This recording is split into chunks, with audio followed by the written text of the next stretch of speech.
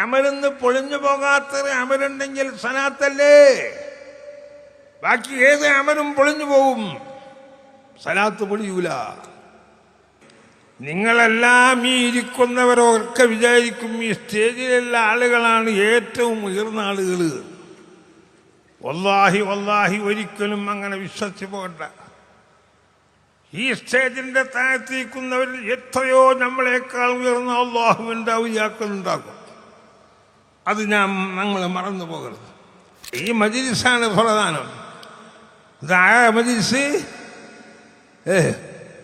Sayyidul വുജൂദ്, വുജൂദിന്റെ Sayyid.